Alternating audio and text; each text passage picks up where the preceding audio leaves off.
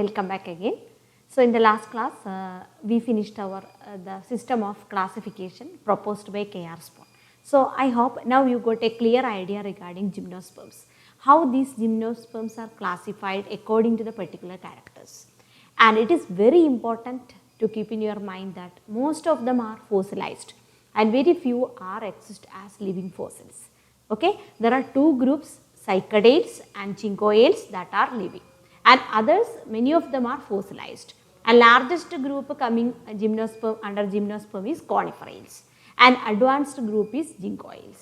Okay. So, very much confusing while studying gymnosperms, because in the case of most of the fossils there is no clear cut fossil evidence or records. So, while discussing each fossil groups or fossil types, it may create confusions. So, once a scientist, for example, you can say Birbal Sahni, a famous paleontologist, when Birbal Sahni digged out a fossil and he studied his fossil, when he got first a part of a plant part, if it is a stem, he will give a name. Okay. Then after a many years or months back later, he again got another piece of fossil, then he give it another name. Okay. So, later he may be known that these three materials that he identified belongs to one plant. Okay. So, a single plant parts may be known as different names. So, that is the great demerit of fossils. Okay. So, now we are going to discuss one by one each group of or each class of the gymnosperms. Okay. So, from that first group is the pteridosperms. You know, pteridosperms are the very primitive ones and they are the link between the pteridophytes and gymnosperms. Okay. So, now we are going to discuss the first order, that is pteridospermales. Okay. So, coming under Cycadopsida, the first order pteridospermales. So, pteridospermales are fully fossils. There is no living member, all are fossilized one. So, they exist in the era of Paleozoic era, that is Paleozoic era is the age of ferns. So, that time ferns flourished well. Okay. So, they have many characters similar to that of ferns. So, they show characters of ferns, at the same time they show characters of gymnosperms. So, they are the connecting link between the ferns and gymnosperms. Okay. So, many scientists mainly Sturr and Williamson, Portoni, etc. Studied these various parts, especially the reproductive parts of pteridospermales. They worked a lot in the group pteridospermales. Okay. And they share the characters between these two, so that may create a confusion among us. So, in this class I am going to discuss with the general characters of pteridospermales and how it resembles with ferns and how it resembles with the gymnosperms. Okay. So, in your syllabus, the importance is given to orders than types. So, you have to study the characters of the orders very well, clear, and compare different orders based on the characters that you have studied. So, while discussing the characters, it is very important to compare morphology, anatomy and reproductive features. Okay. So, these groups are characterized by the presence of compound leaves and synangia. Synangia are the group of sporangia that you studied in xylotum in your degree classes, clear. So, compound leaf is a peculiar feature of ferns, you know, and the same feature you can observe in the cycas also. So, in this picture you can see the compound leaves. Okay. This is a dichotomously veined leaves and this is the compound leaves of the family Medullossaceae. Okay. And circinate vernation. Circinate vernation is the character observed in ferns as well as character observed in cycadales. Clear. So, the character that share both ferns and gymnosperms observed in this group. See the leaf bases here, scars here, etc. And pteridospermales are popularly known as the term seed ferns. Why seed ferns? Seed is the characters of phanerogams. Gymnosperm belongs to phanerogams. Okay. Seed ferns, ferns bearing seeds, that is pteridosperms. And they possess fern-like foliage, leaf-like structure and bear seeds. So it is known as pteridosperms. and they first appear in the earth in the upper Devonian periods of Paleozoic era. I already told you. Okay, and their end or climax of occurrence is at the Carboniferous period. Clear? And they extinct in the Jurassic period. So in order to know this period, you should be thorough about the eras and periods and epochs. So you just refer that different geological time scale. Then you will know it. Cenozoic, Paleozoic, Mesozoic eras. Eras divided into periods and epochs. Okay. So they appeared in the Paleozoic, flourished well in the Jurassic, and disappeared in the flourished well and the Paleozoic era, and appear at the climax in the Carboniferous and disappear in the Jurassic periods. And all the members of these groups resemble filicales. So in the case of ferns, there are xylotales, selaginellales, ecusitales, filicales. You know, filicales is the last category. You studied terrace. Okay, so filicales, they show more affinity towards filicales or ferns in the shape of the pinnate compound leaves, leaflets, etc. Okay, and seeds are attached on the leaf parts, or the leaf is known as here frond. So seeds attached on the frond or the fern-like leaves, because seed is a character of gymnosperm, leaf-like character, that is a character of ferns. So seeds on the fern leaf. Clear? Okay. Now we are moving on to one by one the important characters. First one is they are the extinct group. So they are the extinct group, and they are lived in the Paleozoic era, and also you can observe them very well observed in this Carboniferous period, okay, and appear in Jurassic period, okay. And they possess slender stem with large frond-like leaves, frond or pinnately compound leaves. That's very important. One example is Spinoteris, Alizopteris, Neuropteris, etc. known the name of their leaves.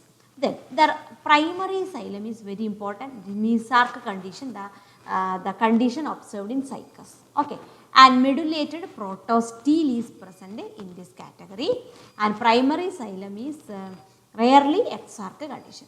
Then polystele, many single steels. The large steels split into small steels observed in the case of Medullosa, a member in this order Pteridospermales.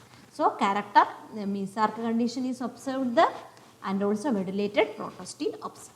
Now secondary wood, you can see in the picture, this is an important phenomenon or feature in gymnosperms. Here the wood is monoxylic. I already told you there are two groups, monoxylic and pycnoxylic.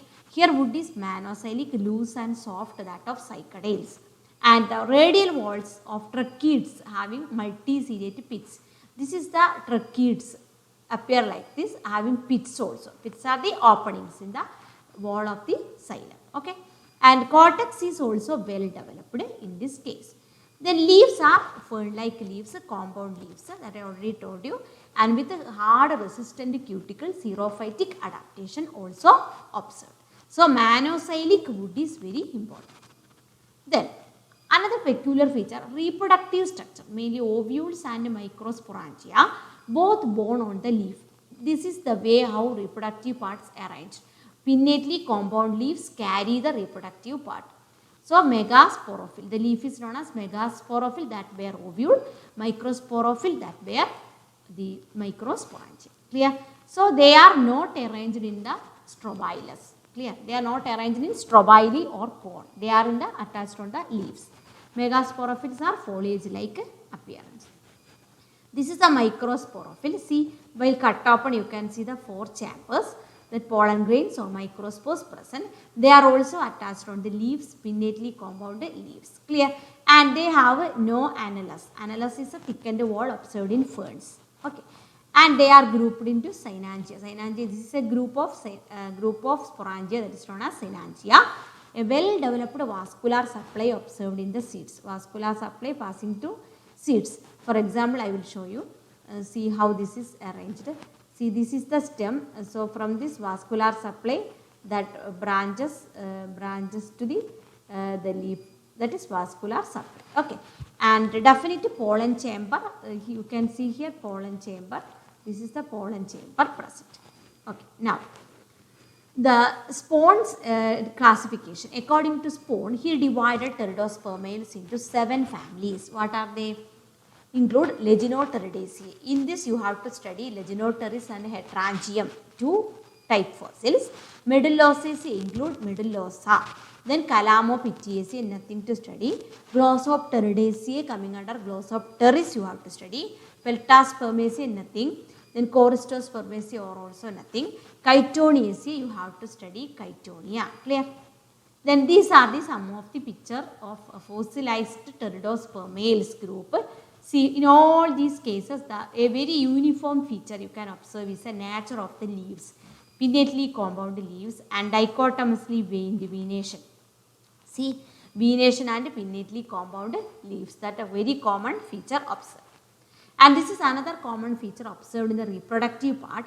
They are arranged as a part of the leaf. This is the leaf. In the leaf part, reproductive structures arranged in all cases, which is like that. See, so reproductive structure of the seeds, that is megasporophylls or microsporophylls, both arranged on the part of the leaf or fruit.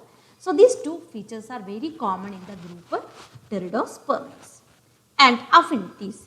Pteridospermales or cycadophylicales, another term cycadophylicales. Then pteridospermales, otherwise known as cycadophylicales or known as seed ferns, show affinity with the gymnosperm and pteridophytes because they are placed between these two groups and showing several resemblances.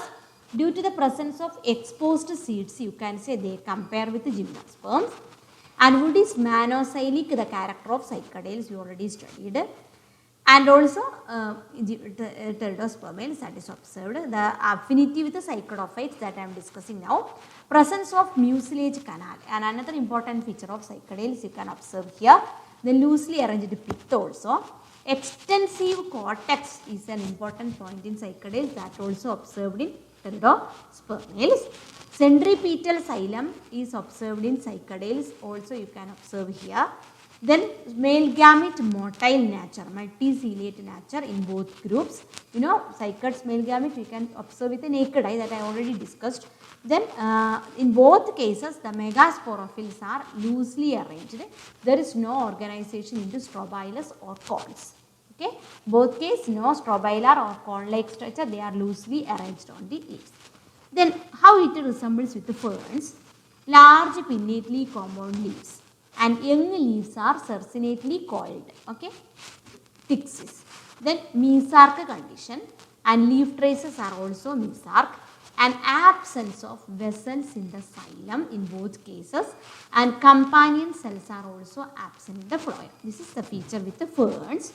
And polystelic condition, you studied in the advanced ferns like filicales, you can observe polystelic, many steels present.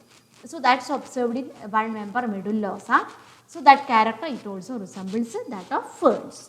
And sporangia are borne on the foliage leaves. You know, in the case of ferns, you studied equisetum, you studied selaginella, you studied Nephrolepis. You think, take Nephrolepis as an example, you can see the sporangia on the lower part of the leaf, that is sporophyll, spore bearing leaves.